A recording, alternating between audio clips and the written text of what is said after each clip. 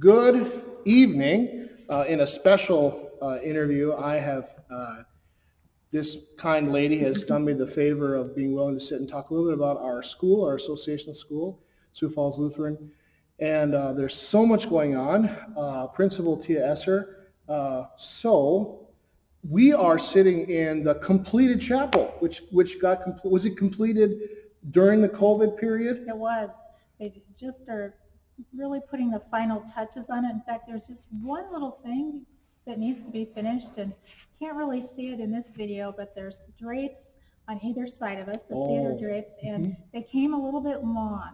And so the seamstress from the company that made them is going to be here next week with her industrial sewing machine, and she'll be shortening those drapes. And then, as I mentioned to Pastor a little bit ago, we have about 4 hours of training to do on over 60 theater lights that are in as part of the chapel. So there's a light board back there that you run manually. There is. And it's going to take about 4 hours of training. A company out of Minneapolis that won't be able to train with us until we're a little bit looser in the COVID restrictions. Sure. So Sure. Well, I suppose on our end it's easy. On Milwaukee's, and I know they're a little more restricted than we are. So yes. I did a little. You may not know this, but when I was in high school, I did do summer theater lighting actually fairly often. So I know a little bit about it. It's more complicated than people would leave you to believe. We understand that. Yeah. It's going to be 4 hours of training. Well, yeah, I mean, that makes sense. Yeah, so thank you for volunteering to be Oh, yeah, part I'm of the team that's going to excited about it. learn how to do that. So Yeah. the more people that know how to use it. Can get back to my tech roots so I can Yeah. put a headset on and run around and yell at people. It'll be very Great. exciting. We'll love to have you doing that. All right. Thank you.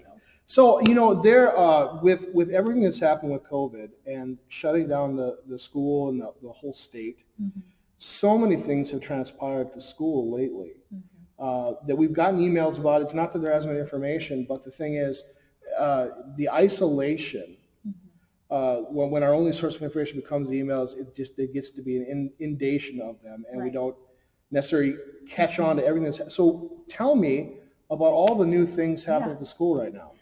Yeah, so thanks for reminding me about the emails. Not only is the separation sadness real, the absolute feeling overwhelmed by the number of emails that we're all receiving, because it's clearly the safest way to communicate, or it has been for the last 9 weeks. So looking forward to that lightening up as we're getting to have more of these face-to-face conversations. So first of all, we just finished 9 weeks of flex or distance learning, which we did that in solidarity with the state of South Dakota, both the Departments of Education and Health guidelines, with this new novel coronavirus that no one really knew how it was all going to play out. Yeah. And so the encouragement was that we come together as a state and follow the state guidelines, and we did that. We did that with the rest of the schools that's in the full state of South Dakota. So we just finished that up. We just had parents come in yesterday to drop off the things that the children had finished with and their books, and so now it's officially summer. So we wrapped that part of it up. But the school doesn't shut down because it's summer here. There's stuff going on all the time, right? So on Monday then, we did open up our summer program, so summer AOK, however, under very strict COVID guidelines. You may have noticed when you came in, a little bit later here because it's about noon. I lost a little track of time here, but in the mornings when those children are dropped off, they come right into the vestibule, and we have one of our workers is there. She's masked and she's gloved, and she takes the child's temperature to make sure that their temperature is underneath 100 degrees, and then she actually escorts that child into our commons area. The parent or the guardian who drops off has to leave them there, so that unlike we would normally do in our family-friendly place where a parent could come all the way in and drop their child off, we're handing them off at the Wouldn't at the door. necessarily want a ton of people coming in every single day. It just increases odds of something bad happening. And we're still respecting because it's still there at the 10 and under rule. So even we have one AOK or child care worker with 9 children, and so we're complying with that. And then the children they're not mixing, their groups aren't mixing together at any point in the day out on the playground or even in the lunchroom that you just saw. There were 2 groups that were very much separated. So now the AOK program is not, if I understood it correctly when I saw the information go out about it, it's not necessarily open to everyone, right? This is a what's an essential worker kind of thing. Is that right? Well, that was actually Oh, that was that was before. really during the course of the school year. We kept our little 2-year-old daycare program open Oh, for okay. essential workers, but this is for now families and that are really now trying to get back to work. But there are, I would imagine that there are some limits as to how many you can take. There are. So in past summers, we've been able to be pretty liberal with our enrollment, but we've had to keep it capped so that we don't go At a percentage over. of previous enrollment, or how does that work? Well, we're just watching that 10 or under. So once a group fills up, Oh, then I see. and I got we still have that drop-in component to our daycare, which is unique about Sioux Falls Lutheran. You don't have to sign up for full days or full weeks.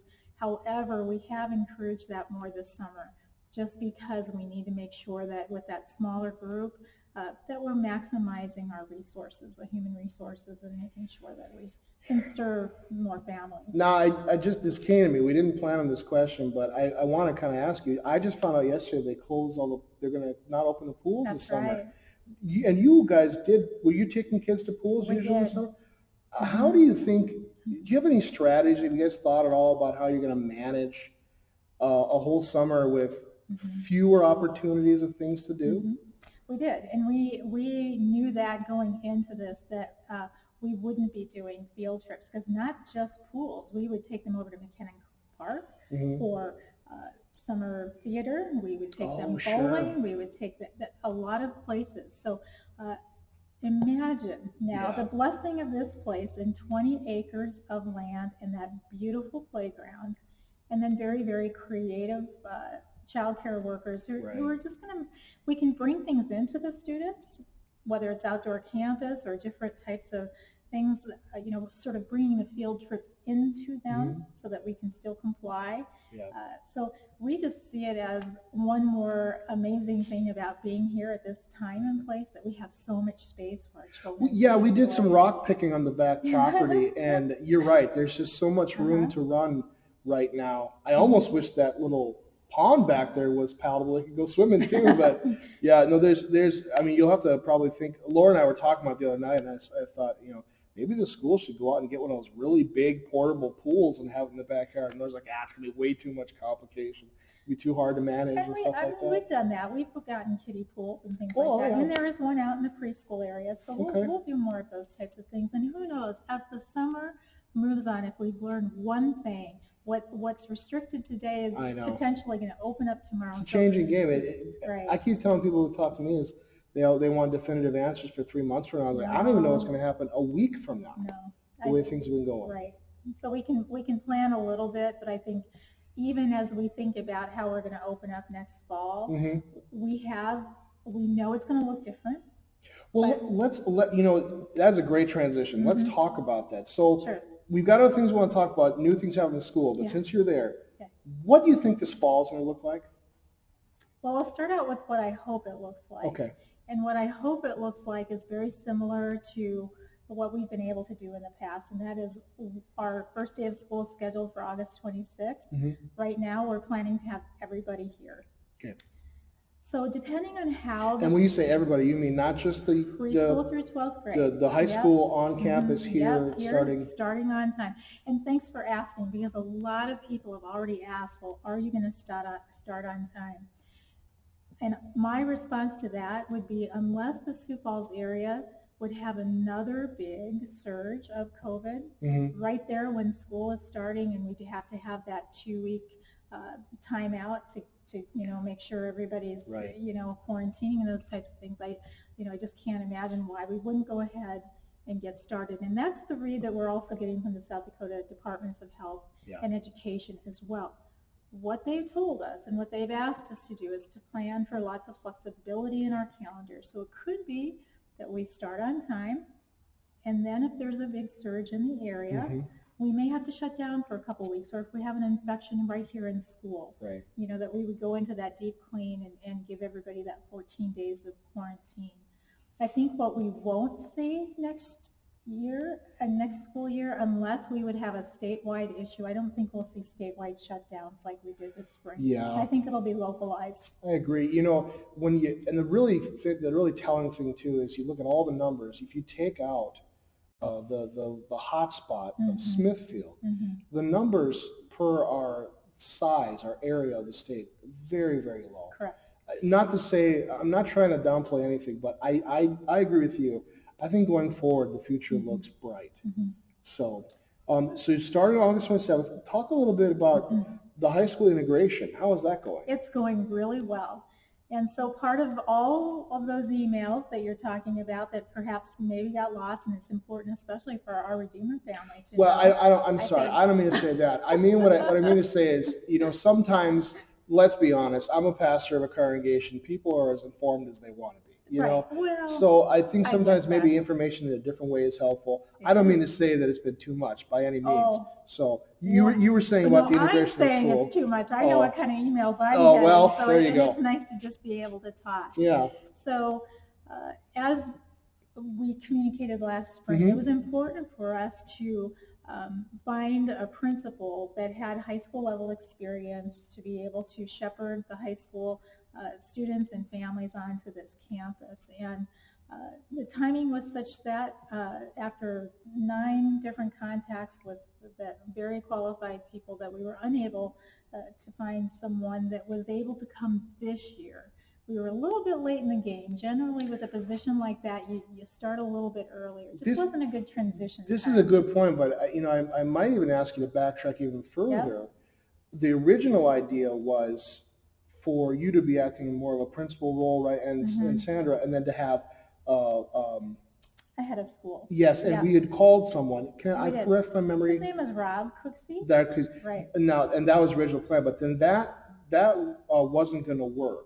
Well, Rob's going to call them, right? And then going forward in that manner wasn't necessarily, like the senator was kind of saying, there's just not a lot of folks out here in this kind of role. So then you guys changed tack, where you're going to move more into what Rob was going to do. And we're looking for another principal now to kind of take over some of those duties from you, in a way, right? And that's shifting things around a little bit. Right. So then the search of a principal had been going. There's not a lot, this is one reason why I did the interview series with pastors in the first place is the numbers of church workers is just dropping precipitously. And that includes school teachers, principals, deaconesses, DCEs. It's not just pastors. So you were struggling to find a principal candidate to call. Talk more about that. I'm sorry. I wanted to kind of make sure people are tracking with you. We did. We had 9 candidates with whom we spoke to see if there was even an opportunity to have continuing conversations with the call committee, and the timing just wasn't right. I mean, you get that late in the spring, and COVID didn't help either. No, and then COVID happened, but school administrators in my position in schools of size in the Synod generally have big projects going on, and that's what we found in every case. And it was just a place and a time to leave in the midst of a project, and especially with very short notice, just wasn't doable. So I can't imagine though that really it would ever be a good time. There's never a good time. No. I mean, when I think of the kinds of projects that you've been part of the last couple of years, I don't know if there would have been a year where there's always been something going on. Well, and we want it that way. Yeah, we want to be able to continue to expand our ministry. So you had reached out to, and of course, I don't know if people know, but the call process for teachers and principals is very different. It's not, like very traditional churches can get a list of names together and they can send a call off. And so you might be a pastor on Sunday morning and you get a phone call from a congregation saying they've called you and you have no idea they were even looking at you. But that's not how it works in the school system, where usually you reach out and contact people first, and then there's this question of, are you even open to taking a call right now, or considering like going through kind of, because of the nature of principal and teacher, it's kind of a call and interview at the same time. Correct. And a lot of people, they can and they do, they just say, no, I'm not ready right now. And that's what you were running up against. Yes, that's exactly right. So tell me tell me about, I already know, but what was the solution you guys came up with? So what happened next was we knew that we needed a qualified veteran school leader to again, shepherd those Lutheran high school students and families. And this is just how we know God works this way. This is where the trust and the understanding, he's so faithful to us.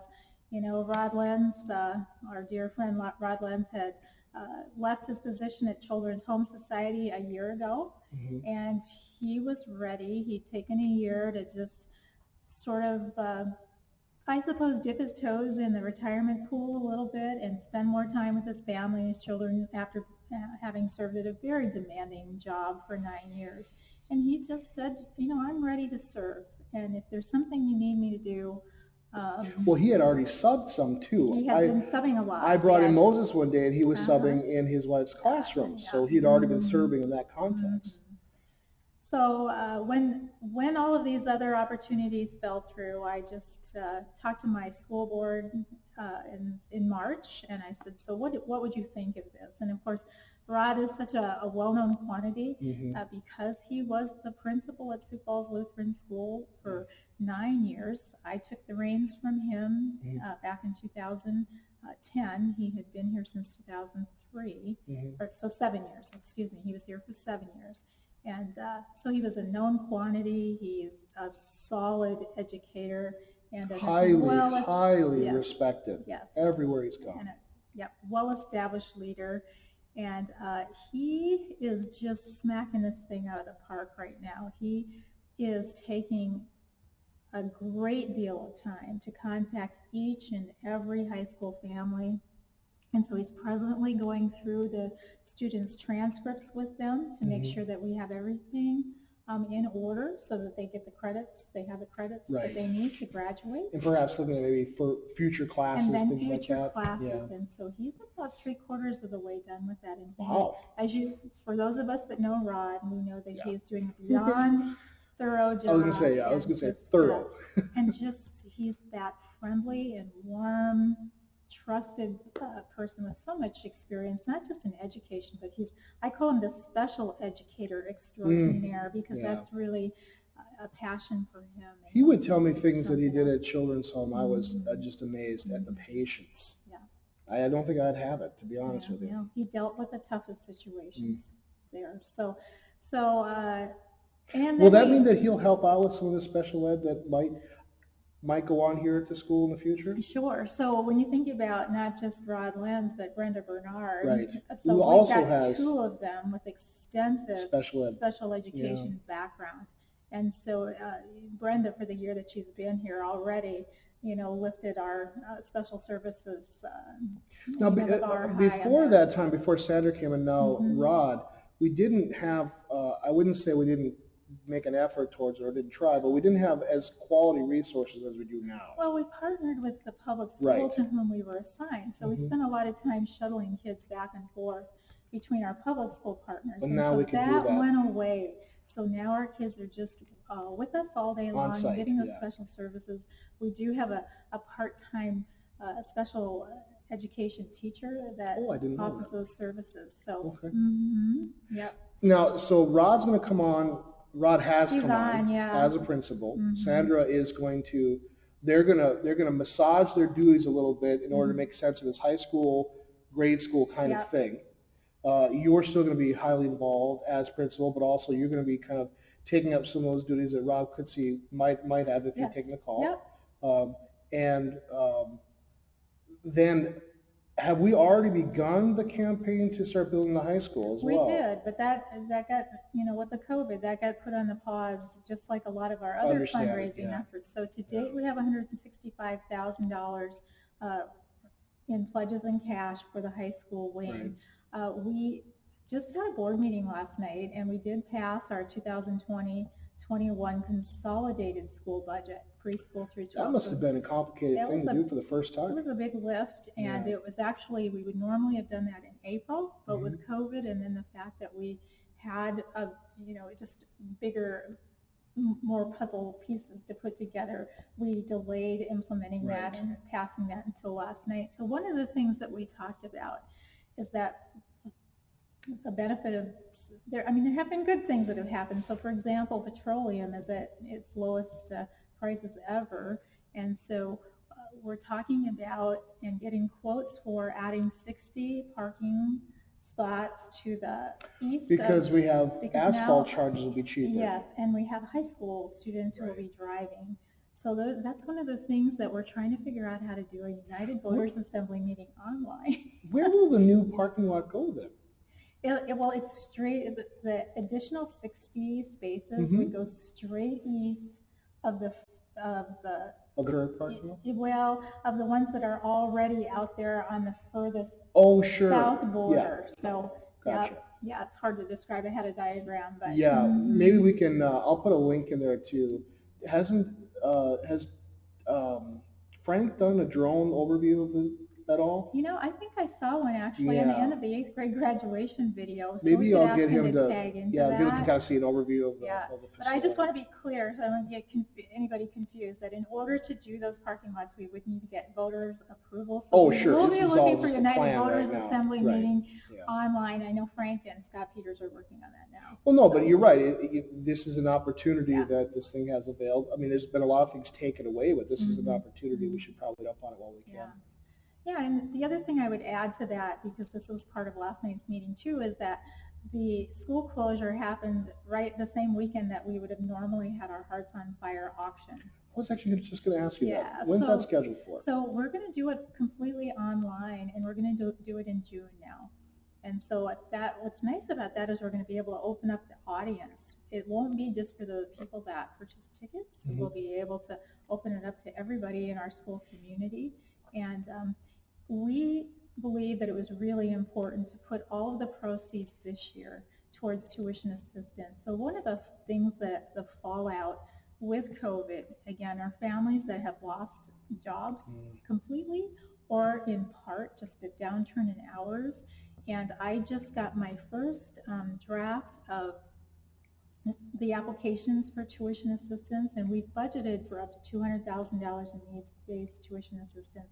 And the applications based on need right now are kind of they're about in that $300,000 range. And that's just a first look at it. Right. We kind of work from there. It won't be quite that much, but we feel it's important now to put our Hearts on Fire proceeds. So you say everything very eloquently, but I want to make sure people are grasping what you're saying. Yeah. Right now, the needs are Uh-huh. higher than what we Than actually have budgeted. to Mhm. budget or we That's have to correct. spend on tuition That's assistance. correct. So that's why we want to do this. Right. We had, the other thing I was able to share with the board last night, and this is brand new, just emailed it out to families today.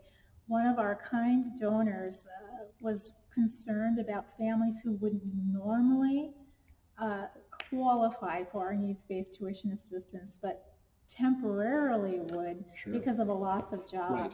So they donated $20,000 to the school to be used for what we're calling a Bridge the Gap tuition assistance program. And so that got sent out just this morning Wow. to all of our school families. Their unilateral goal from that family was that we retain the families here at Sioux Falls Lutheran, that we not lose anybody. Right.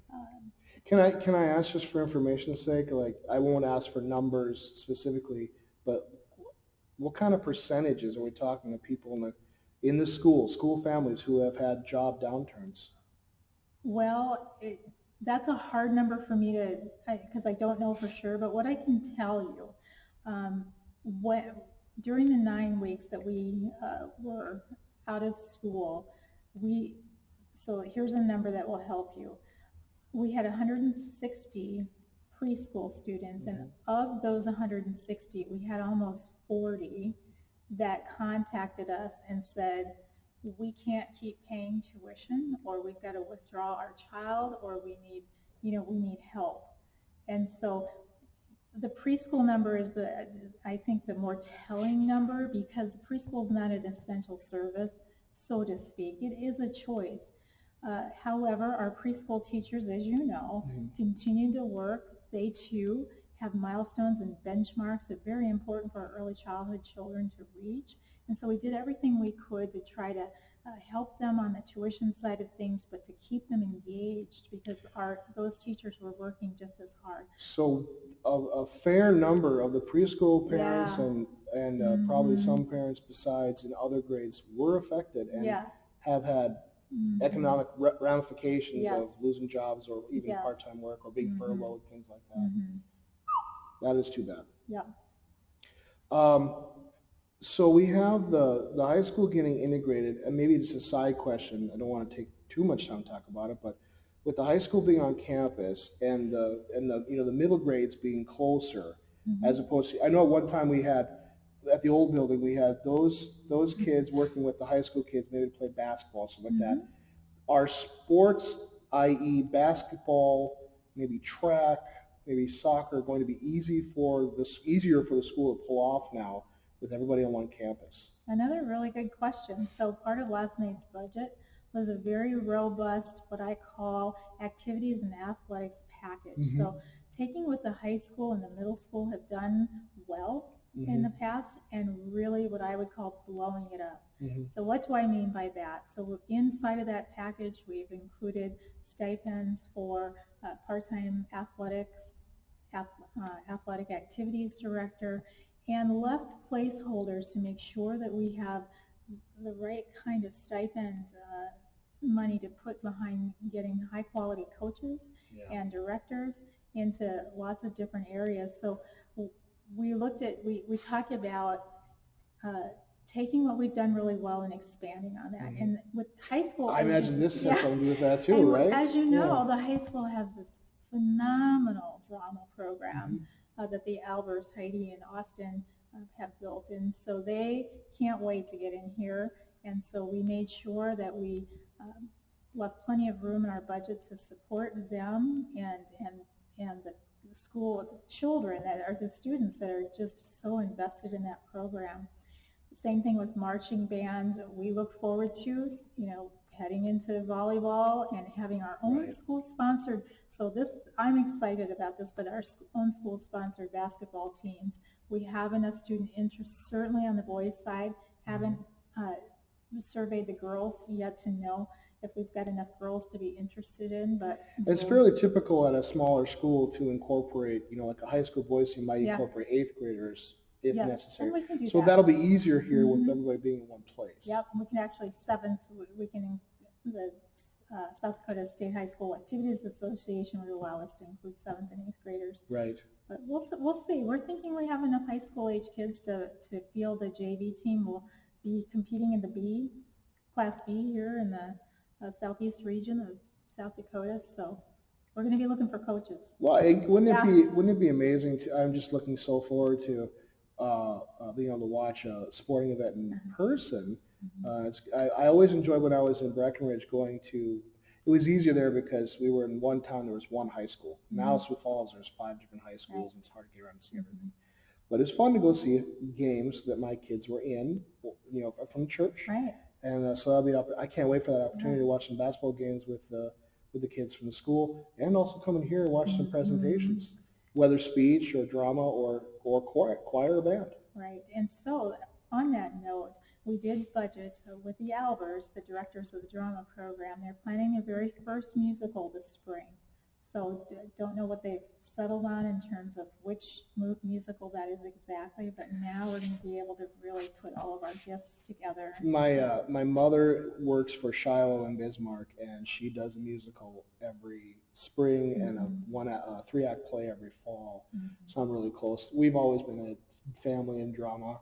I've been in drama a fair amount myself, but I look forward to that. I'm almost a little jealous. I'd like to be part of it in a directing way or something. But sounds like you've got enough staff to take care of that. Well, actually, I think that's one thing I want people to know is that the more we have our member churches involved, and I hope we want our pastors and everybody involved in using your gifts and being a part of this, because it's just better for the kids. It builds the school community. And you have incredible gifts and talents that would help. I know the Albers would love to have you be a part of, like I said, helping us figuring out everything from the lights to the drama. We love your old SAC theater that you used to do for chapel. I haven't done that in a while. Have the kids run. I learned that doing magical dinners at UND. Yeah, that was a long time ago. Yeah. So no, we would take all comers. The more we have involved, the better. Well, there's one thing that was, I don't want to say that I was,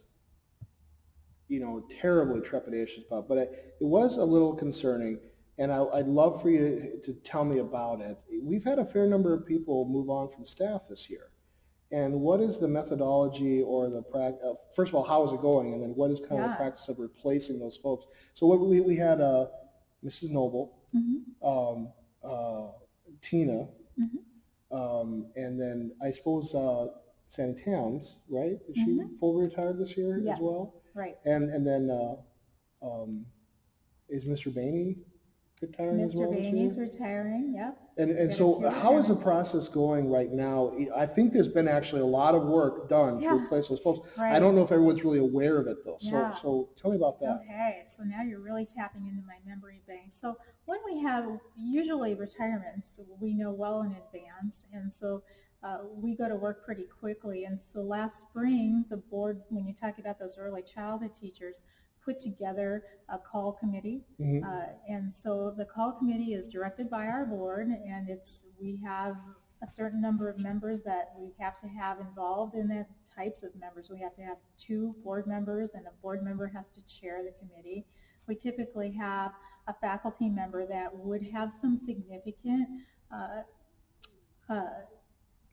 what do I want to say? If it's an early childhood teacher, we would have another early childhood teacher or the early childhood director involved. Someone with experience. Yeah, that would they be part of that teacher's team ultimately.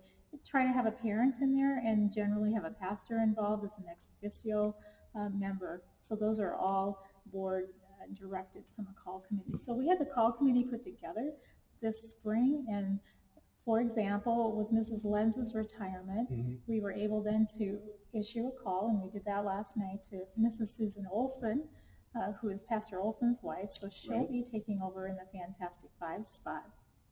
Mrs. Tams has a halftime position. She was teaching in the mornings, and so we are still looking for that person. We think we need another halftime teacher to fill that role.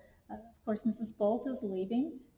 She and her husband Derek are relocating to Sheboygan, Wisconsin. He took a call as a principal there, and so we'll be replacing her. We still have this call/hiring committee going. So we're with preschool enrollment lagging just a little bit behind due to COVID. We're being very careful to how we move forward. Right. We have enough people right now to cover the students that we have enrolled, but if enrollment goes up, we'll be in a good problem. Yes. And so those positions have been posted, as you know, on our church bulletins and on our website, and so we continue to see applications for that. I don't know if I ever told this, but my mother was a principal at a Lutheran school, and one thing that she always found, or that situations necessitated, was that oftentimes she was hiring preschool teachers from the community and then colloquizing them, because there just aren't a lot of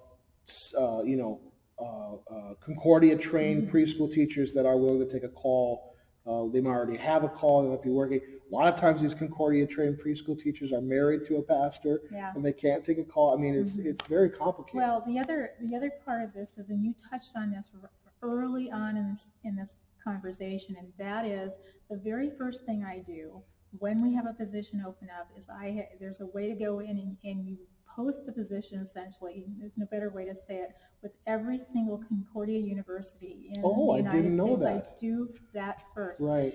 Last year would be a prime example, not this year, but last year, when we went to this expanded preschool and flexible scheduling, and we had several positions available, to include a kindergarten position, and we got nothing back. There were absolutely no candidates coming out of any of our Concordia universities. Let me sure I'm tracking with you. Zero. Last year, you put a notice out, and of all the Concordias, there were no preschool teachers available. That's correct. Wow. That is surprising even to me. I had no idea it was that bad. I would have assumed there had been a couple. Right. And so you just reminded me, because I was trying to think, I have replaced Mrs. Bolt with a called worker. So this year, when we knew that she would be leaving, I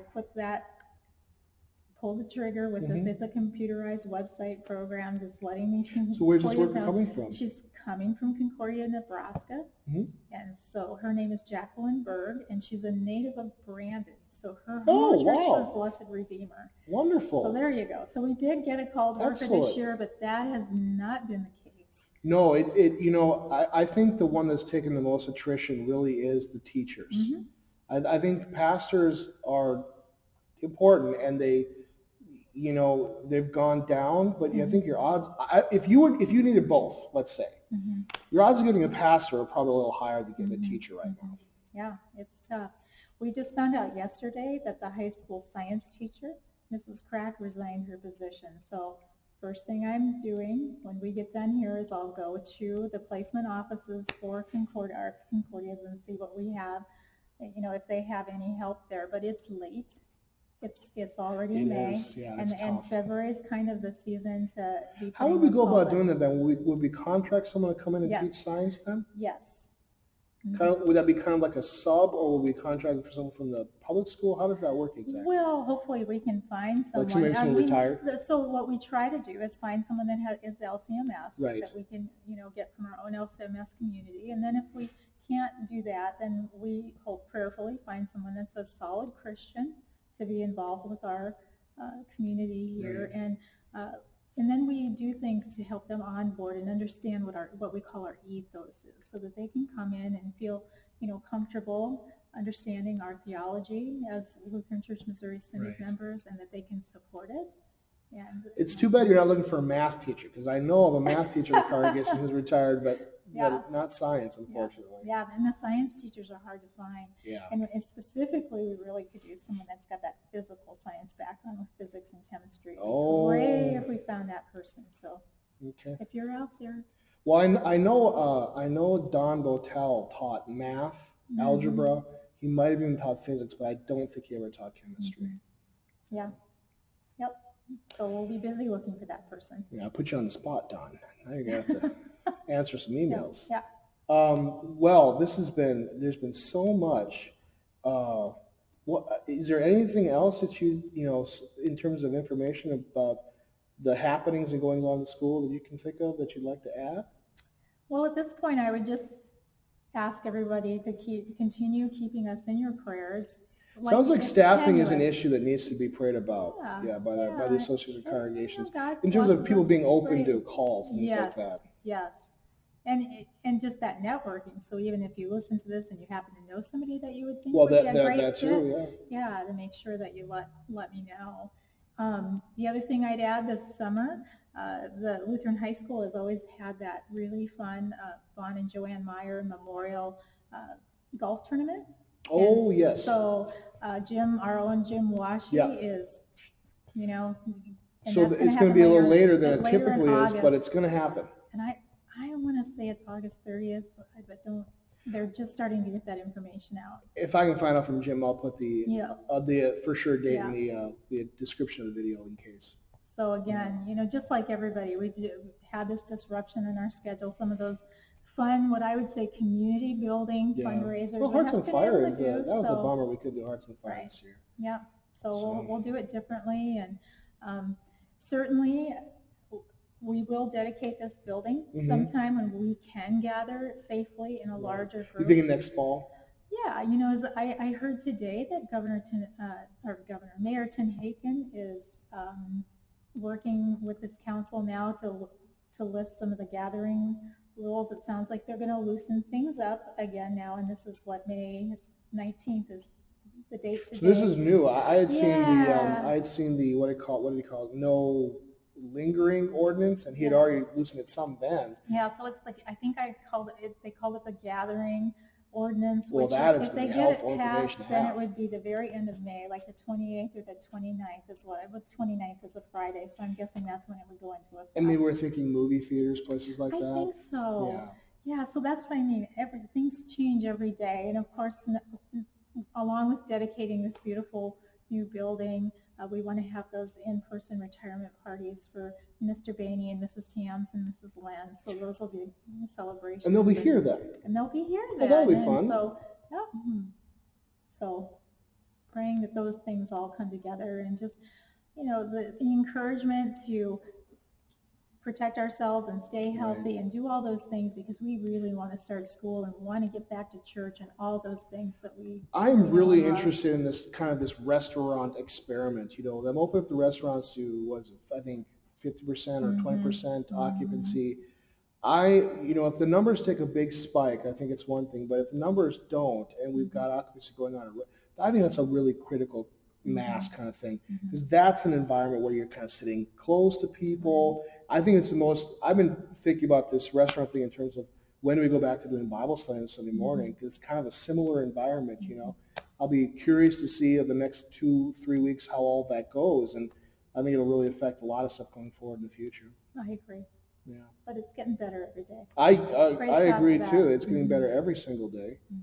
The new things all the time. I have to admit I'm pretty disappointed about the pools, but I'll get over it.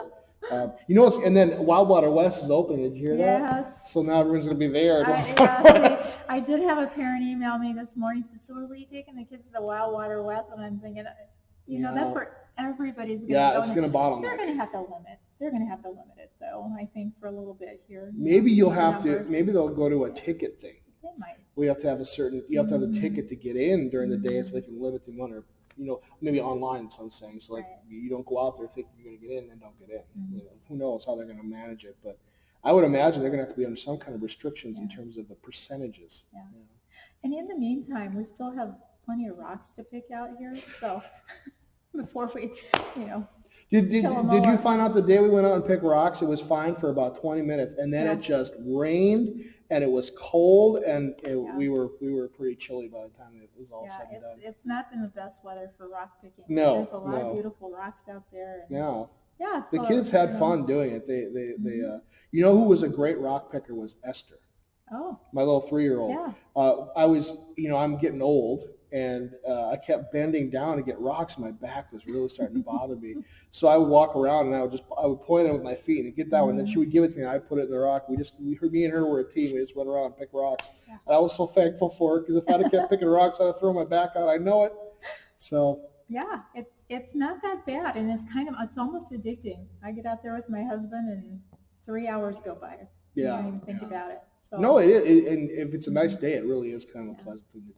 And I know this is getting long, but we will be landscaping. So there'll be landscaping. I was wondering about, are we going to try to, because the fields are going out there, are we going to try to level the ground a little bit more out there? Well, it's pretty level and crowned, but the landscaping specifically that we'll be working on this summer is around the building. Oh, okay. Closer in. And so Mr. Lenz is helping with that too, with Luther Barak, who a lot of people know, a landscaper from Christ Lutheran. He owns Ashley Landscaping, and he's the one that planted all the beautiful trees out here. And so he's going to get us pricing on all the things that we would need to do that, and then we'll be looking for volunteers to help with the labor part of it. So there'll be more to do this summer to sort of put the icing on the cake here. I still have a tree house to build out on the natural playground for the preschoolers yet too. I'll be out here quite a bit this summer, I think, as well. I didn't realize we were getting a tree house. Yeah, That's awesome. It's gonna be fun. I kind of like the one in Storybook Land, South Dakota. Yeah. Very simple, but it should be fun for the kids to play on. Thank you. Well, I wanted something from selfishly, maybe I kind of wanted something that Moses could brag to all his friends, and my dad made that, so maybe. That's the best. Yeah. Well, thank you so much for your time. You. Glad to have you as part of the congregation. Glad that you're doing the work here you're doing, and I'm really thankful for everybody right now who's at the school. Blessings on everything as we go forward. We will continue to pray for you, our Redeemer, that the ministry of the school isn't hindered too much by all the delays and things that have been going on. It's really looking pretty positive, and so thank you. It's a blessing for me to belong to a church that's so supportive of all of this. So. Well, I hope it's been informational for folks at home to catch up on some of the things at the school, and it was fun. It was fun. So. Thank you. Blessings. Fun for me too. All right. See you all in church.